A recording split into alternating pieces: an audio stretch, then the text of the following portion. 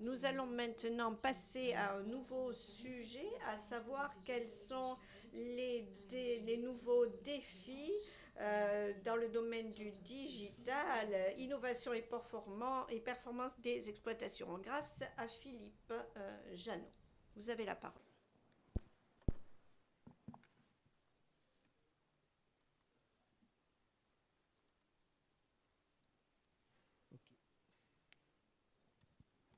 Euh, Bonjour à toutes et à tous. Je m'appelle Philippe Janot, je suis enseignant-chercheur en économie rurale à Clermont-Ferrand, dans une école qui forme des ingénieurs agronomes. Je m'intéresse particulièrement à la prise de décision en agriculture, au comportement des agriculteurs et à l'évolution de l'exploitation agricole depuis, sur longue période. Voilà, donc je vais reprendre peut-être un des points de conclusion de Simon Blackmore quand il dit « Robots will be disruptive but will have significant benefits ». Et donc mon propos va s'appuyer sur un questionnement, en fait, avec l'idée d'imaginer ce que peut être le futur de l'agriculture numérique. Et les conséquences peut-être de cette agriculture numérique, c'est peut-être justement la fin de l'autonomie de la décision des agriculteurs. Et c'est ça que je voudrais aborder avec vous en 10 minutes. Je commence mon exposé par une phrase que j'ai extraite de la revue Chambre d'agriculture, la revue de l'Assemblée permanente des chambres d'agriculture. Et là, dans cet article, le président de la Chambre d'agriculture disait voilà, on a testé un drone sur 4000 hectares et finalement, notre objectif ultime, d'une certaine manière, c'est de transmettre l'ensemble des données, des références qui ont été obtenues par l'ordinateur du tracteur. C'est d'utiliser toute cette information pour mener des actions de fertilisation, de traitement, qui vont se programmer d'elles-mêmes à la bonne dose, à la bonne place, sur la micro-parcelle. Donc en gros, son propos, c'est de dire, voilà, je trouve très intéressant que les machines, finalement, décident de là où il va falloir appliquer, par exemple, la bonne dose. La question pour moi qui est clé, c'est finalement que devient l'agriculteur dans ce monde des machines. Et je vais revenir sur finalement, je vais repartir un peu en arrière sur ce qu'on a appelé le premier âge de la machine, qui est lié à la révolution industrielle. Le premier âge de la machine, on pourrait dire, il démarre avec la création, l'invention de la machine à vapeur en 1755 ou 1760. À partir de là, on est capable de concentrer de l'énergie à certains endroits, on n'est plus dépendant des éléments. Et ça se traduit par quoi, par exemple, en agriculture? Si on prend les 40 dernières années ou les 35 dernières années, depuis 1980, ça se traduit par forcément des investissements massifs dans des technologies pour faire des gains de productivité du travail. Sur la diapo, ici, on voit quel est l'effort d'investissement des agriculteurs en France. Ça, c'est la branche agricole. Alors, il y a aussi les CUMA qui investissent dans cette représentation-là, entre 1980 et 2015. En gros, on investit. Alors là, il faut regarder la petite la courbe ici, la plus claire, où on reste à peu près à l'indice 100. Donc ça, c'est l'investissement en milliards d'euros. Alors là, c'est rapporté en indice. Corrigé de l'inflation. Corrigé de l'inflation, on voit qu'on a ce maintien de l'effort d'investissement qui représente 10 milliards à peu près d'euros tous les ans. On est même monté à 13 milliards en 2013. 10 milliards d'euros investis en agriculture tous les ans. Ça veut dire qu'en gros, il y a un actif total de plus de 120 ou 130 milliards d'euros C'est une industrie lourde. Et du coup, tout ça, hein, c'est bien fait pour améliorer les gains de productivité du travail. Et ça se traduit par cette courbe rouge qui est sur la même période, de 80 en gros à 2010 ou 2015. La productivité du travail des agriculteurs, elle a été multipliée par 3. Donc on produit un peu plus. Entre 80 et 2015, on a produit à peu près 25% de produits en plus, avec 3 fois moins de travailleurs. Tout ça pour essayer de maintenir, en gros, le profit, hein, des agriculteurs. Enfin, en tout cas, les agriculteurs, ils sont engagés dans cette démarche-là pour baisser leurs coûts de production et maintenir leurs profits. Là, on arrive cette fois en tout cas dans le deuxième âge de la machine. Alors, la question qui est souvent posée, c'est quels sont les nouveaux leviers des gains de productivité? Et on pourrait dire c'est l'agriculture numérique. C'est souligné finalement dans ce qui a été présenté juste avant. Donc là, on entre dans ce qu'on pourrait appeler le deuxième âge des machines. Là, moi, je m'appuie sur les travaux de Brynjolfsson et McAfee, deux chercheurs du MIT, hein, qui ont écrit un bouquin en 2014 sur le deuxième âge de la machine. Et ce deuxième âge de la machine, bon, voilà, en agriculture, il se traduit par quoi? De la robotisation, hein, c'est la thématique d'aujourd'hui, c'est la collecte, la production de données massives avec des capteurs de toutes sortes. C'est le traitement de cette donnée massive avec des algorithmes, avec demain déjà un peu d'intelligence artificielle. C'est aussi la mise en harmonisation des différentes machines.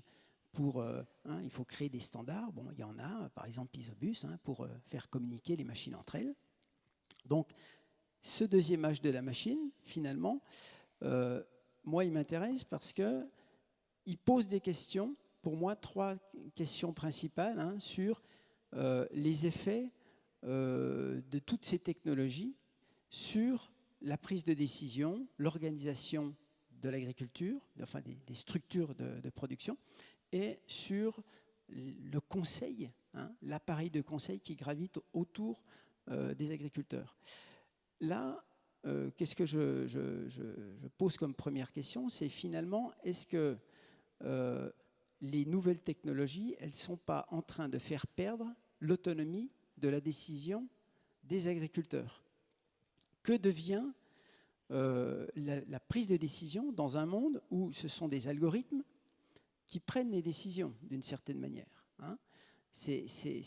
Alors la donnée, hein, quand si on s'appuie sur les travaux d'Herbert Simon qui présentent comment on prend des décisions, la décision c'est qu'on collecte de l'information, on traite cette information et ensuite on va prendre une décision, hein, on va agir derrière.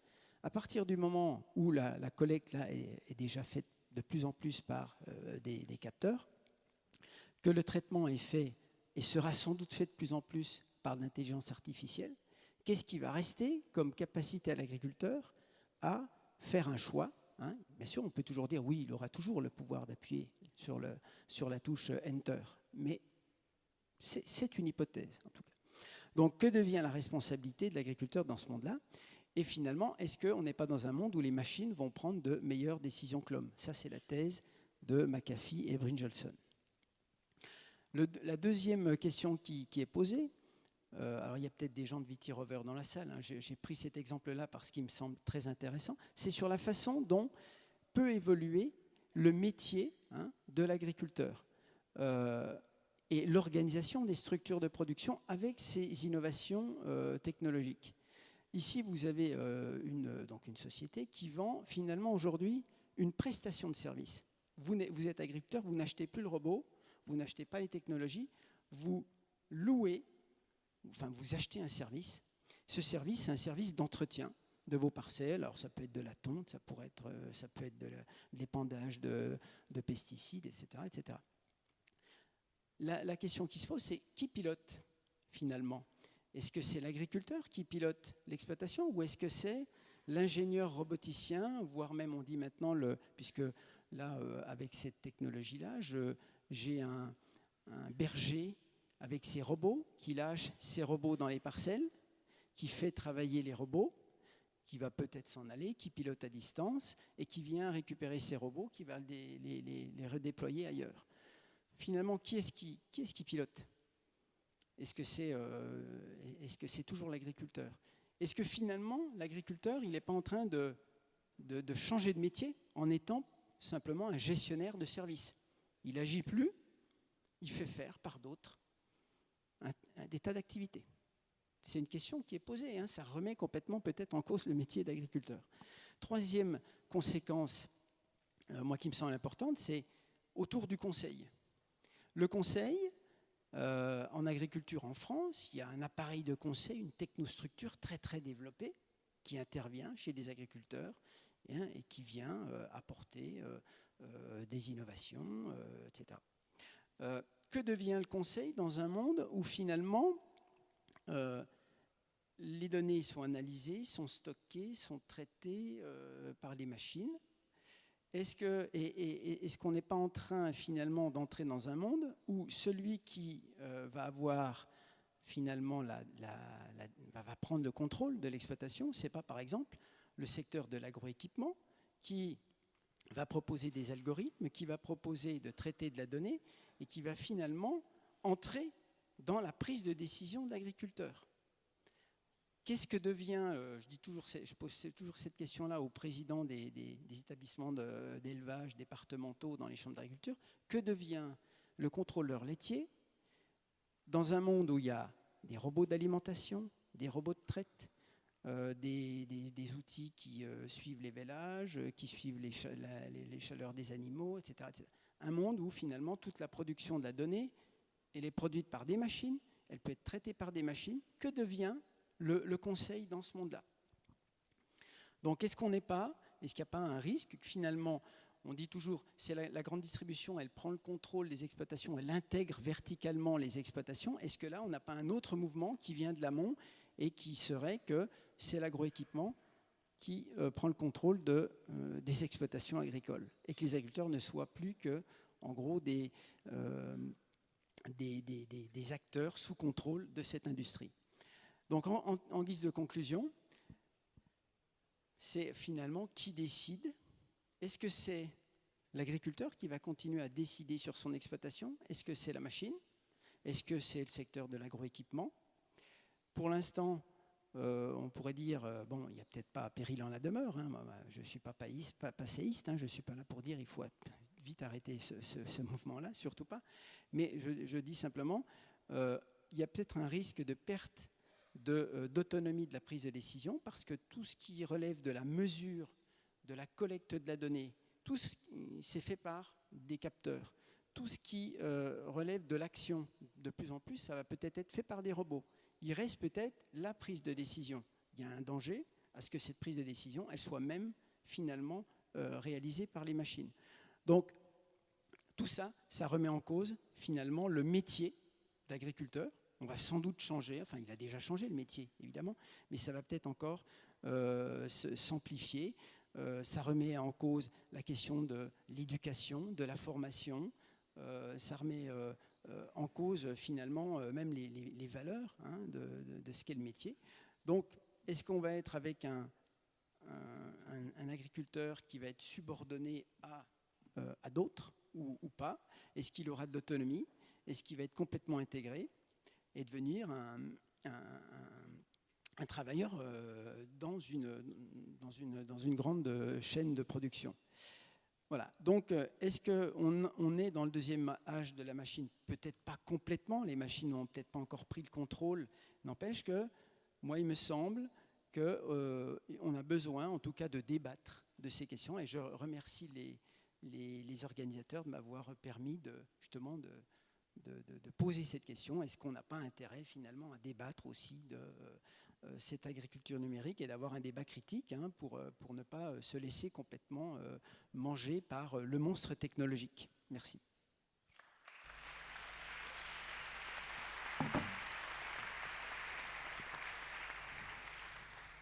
Thank you, Philippe. I guess you're presenting a bit scary scenarios, so I hope we have time this day alone. to find solutions and different opinions about this. Now we have our next speaker today is Mae Lelang, and she's going to talk us about her study, How to Reduce Drudgery and Working Hours in Organic Farming. Thank you, Mae. Thank you.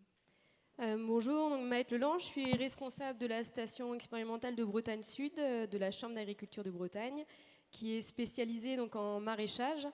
La question qui est posée dans cette première partie, c'est finalement pourquoi les robots arrivent dans nos exploitations. Alors très clairement, pour notre station, c'était une des pistes à travailler pour réduire la pénibilité dans les exploitations maraîchères. Une pénibilité qui s'exprime à travers de deux principales activités. D'une part le désherbage et d'autre part toutes les opérations culturales un peu répétitives qui sont faites dans ces exploitations-là. Alors si on fait un petit zoom rapide sur le désherbage, le problème est simple, les maraîchers cultivent jusqu'à 50 références de légumes différentes sur des petites surfaces. Mécaniser le désherbage dans ces exploitations-là, c'est quelque chose de difficile à faire. Souvent, le matériel est très coûteux et il est peu polyvalent, donc inadapté à ces exploitations-là. Il en résulte finalement chez ces maraîchers que le temps passé consacré au désherbage manuel représente jusqu'à 1/3 du temps total de travail. Et chez ces mêmes maraîchers, on a le chiffre de 9 producteurs sur 10 qui se plaignent de TMS, qui souffrent de TMS, donc troubles musculo-squelettiques. On avait donc ce constat qui nous donnait toute la légitimité pour démarrer un projet autour de la pénibilité du travail en maraîchage. C'est ce projet qui a démarré il y a 3 ans maintenant. Alors je ne vous présenterai pas tous les résultats, parce qu'en 10 minutes, même si je parle vite, j'aurais pas du mal à tout vous lister. On a fait le choix cette année de réaliser une vidéo qui là aussi ne présente pas tous les résultats bien évidemment, mais qui vous montre notre façon de travailler, comment on a comparé les pratiques avec et sans robots, voilà, qu'on a sous-titré spécialement pour l'occasion aujourd'hui. Voilà.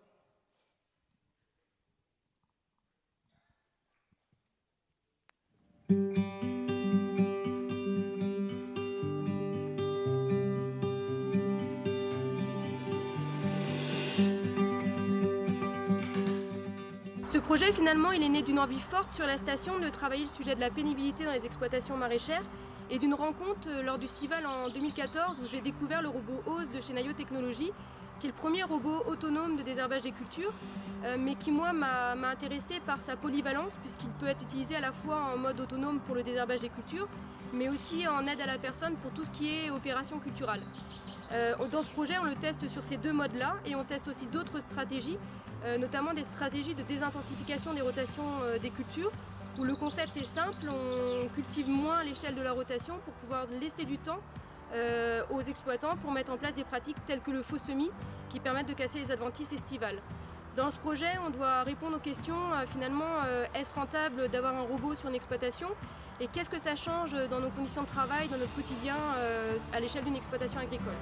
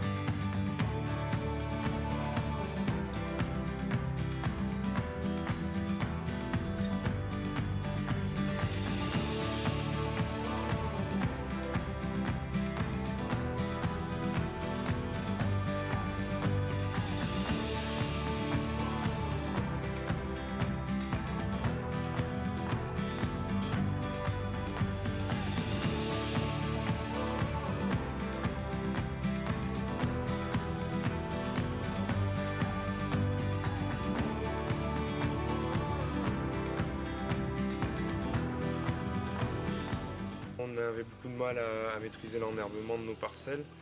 Donc voilà, les passages à la main, ça suffisait plus. C'est une création aussi d'exploitation, donc on n'avait pas forcément de matériel adapté et spécialisé encore, on était mal équipé. Donc on a fait le choix d'acquérir le robot. Supprimer pratiquement l'ensemble des paillages, on maintient sur la salade en extérieur et quelques cultures d'été comme la courgette sur les premières plantations en serre éventuellement, mais voilà, les 3/4 des paillages ont été supprimés. C'est vrai qu'au début c'était pas évident, faut vraiment s'adapter au robot et on a perdu un petit peu de temps.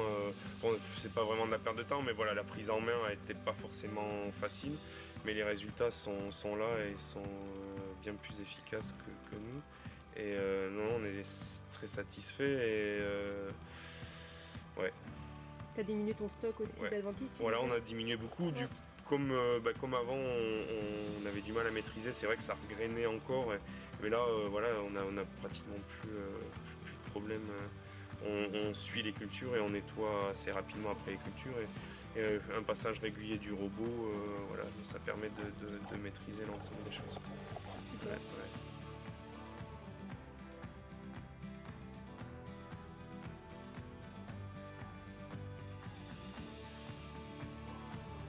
Au début, c'est de biner, donc voilà, pour essayer de limiter les désherbants, et puis pour la pénibilité aussi, pour nous tracter, et puis faire des interventions sur les cultures comme arracher, où nous en semence on enlève les feuilles pas mal, on déjupe, où on fend les choux, voilà, pour avoir une position de travail un peu plus confortable, pour pas se briser le dos.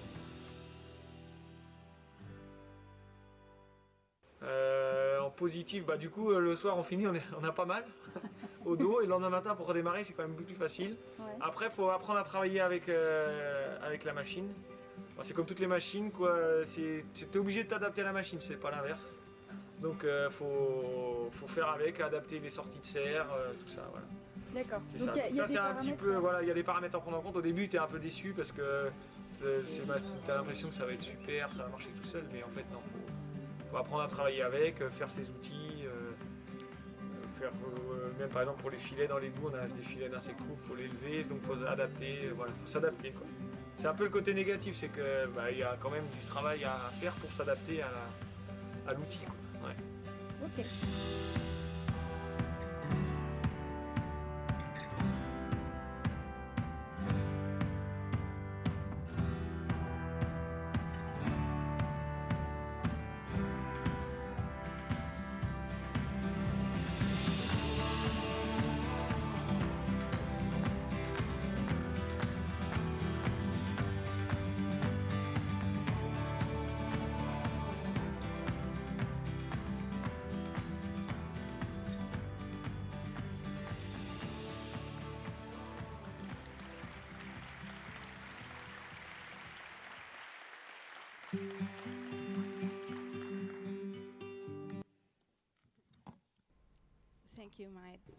Merci, Maët.